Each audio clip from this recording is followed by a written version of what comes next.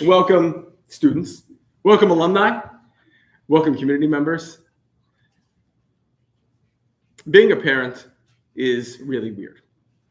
In October 2017, my wife and I checked into the hospital in Virginia where we were living, and 3 days later, we left with a whole new person. I know. Through the haze of sleeplessness and joy and diapers, we knew, like hopefully all new parents know, that we wanted to give our son the best possible life, happy, loved, and nurtured. We knew that we wanted to pass down the best of ourselves and let him, and now his little sister, develop however they were going to do so. Of course, we were there to offer guidance and support and boundaries, but our job as parents is to provide the conditions for our children to construct their own identities. There's so much in the world that we can't control for that we have to make the most of what we can. And of course, for all of us, our futures are to some extent constrained by our conditions. It's not nature versus nurture, it's nature and nurture. I might want to be a professional soccer player and take the pitch for Chelsea FC. But the reality is, no matter how much I trained as a child, I'm still 5'6" and slow, and I was never going to do that.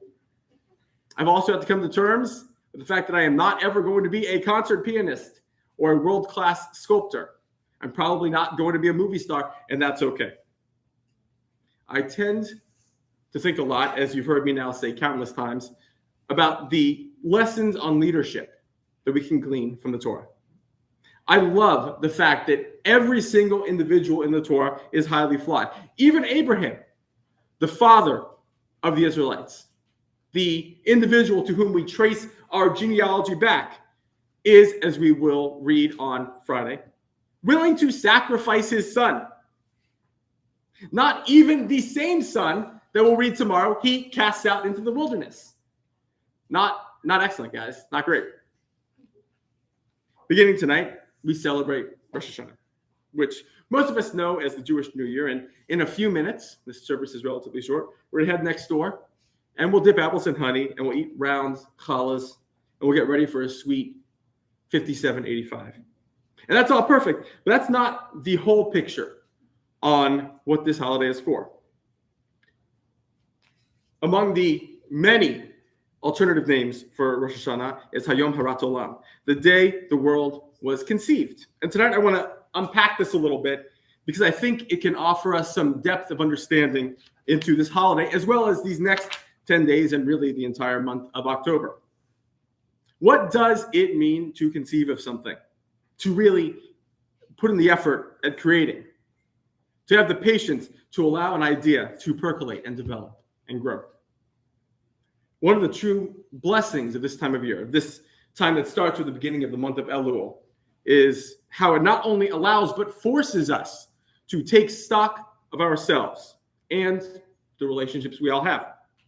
We have a set time each year for this reflection, which over time, stacking years upon years upon years, allows us to see our own development as well as the development of the people around us, people in our circle.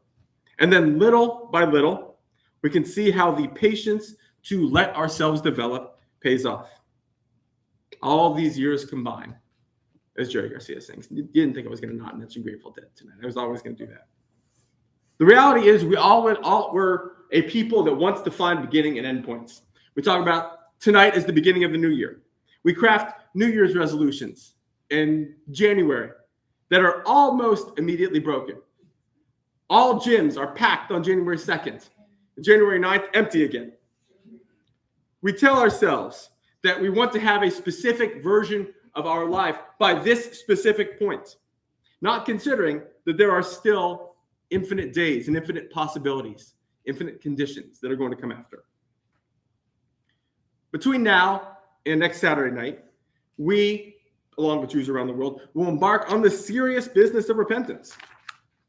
By this point, by tonight, we should have already acknowledged the harm we've done to each other, intentionally or not, and made whatever peace is possible. But this is what I want to leave you with. If you're not right now in the kind of place you thought you would be, leaving 5784, remember that tonight is not an end point. Tonight is not a beginning point. Tonight is just the next in an infinite series of points in your life. There is no rush. These days and these weeks might seem long, but the years go quickly. Shana Tova.